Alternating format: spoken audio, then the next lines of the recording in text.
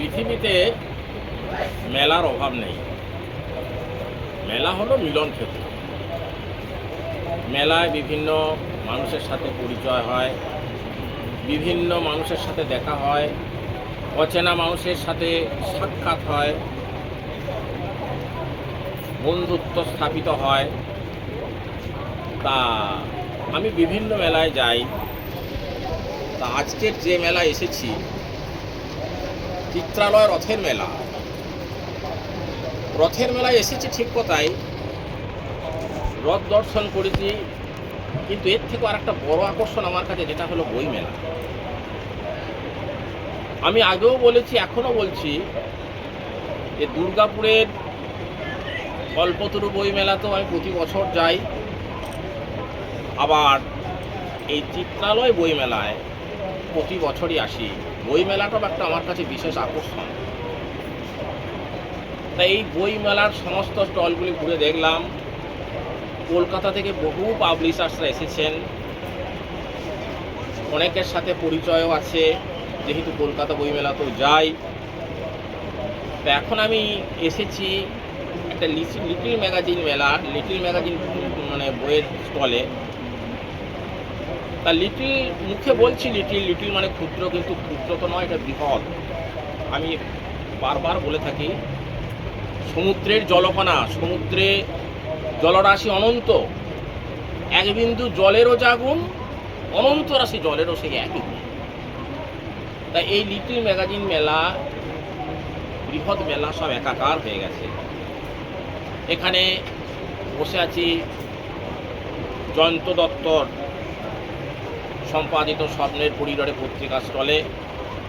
আর আমার কাছে এই পাশে বসে আছেন আমাদের প্রিয়, সবার প্রিয়, শ্রদ্ধেয় আমাদের বাসুদেব মণ্ডল। ওনার আজকের যোধন পত্রিকার এই সম্পাদক। ওনারও বিরাট নেশা আছে, উনি বই নিয়ে এই বয়সেও বিভিন্ন জায়গায় ঘুরে বেড়ান। বিক্রি বাটা কত হলো, কত আয় হলো, সেটা তাদের কাছে বড় কথা নয়। আমাদের জয়ন্ত দত্তরও তাই। যারা আমাদের আশেপাশের লেখক লেখিকা, তাদেরকে বড় করে তোলা, তাদেরকে পরিচিত করিয়ে দেওয়া, এটা যেন তাদের কাছে একটা বিরাট দায়িত্ব হয়ে পড়েছে। তাই সেই জন্যই তো আমি কী করলাম, আমি সমস্ত বইমেলা ঘুরে এখানে যেটা বসেছি, একটু তাদের সাথে মনের আদান প্রদান ঘটানোর।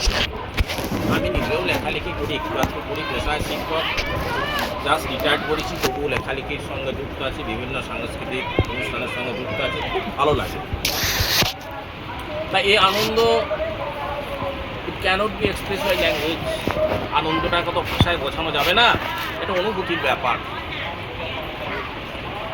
তা কথা শেষ হবার নয়, এই যে একটা মহৎ কাজ জয়ন্ত দত্ত করে চলেছে, আমাদের একটা বসার সুযোগ করে দিয়েছে, তার জন্য অতি অবশ্যই তাকে কুর্নিশ জানাবো।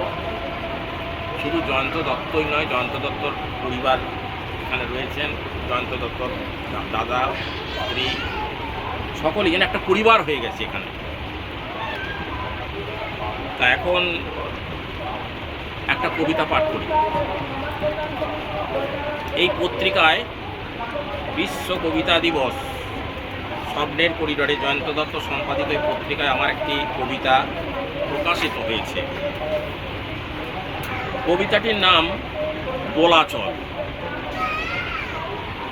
বিশ্বাস অবিশ্বাসের দোলাচলে ঘুরপাক খায় মানব মন। নিজের ওপরই পরিপূর্ণ আস্থা নাই যার, কি করে বাঁচবে ভালো অপরকে? শিথিল মন নিয়ে ওঠা বসা চলাফেরা, নিজের প্রতিচ্ছবি অস্পষ্ট ক্যানভাসে, স্বার্থদ্বন্দ্বের প্রাবল্যে বয়ে যায় মন। নিঃস্বার্থ নিরাসক্ত মানুষের হয়তো কোটিতে দুটি, ভেসে বেড়ায় বিচিত্র সৃষ্টির এই পৃথিবীতে। নমস্কার। একটা ছোট্ট কবিতা পাঠ করলাম।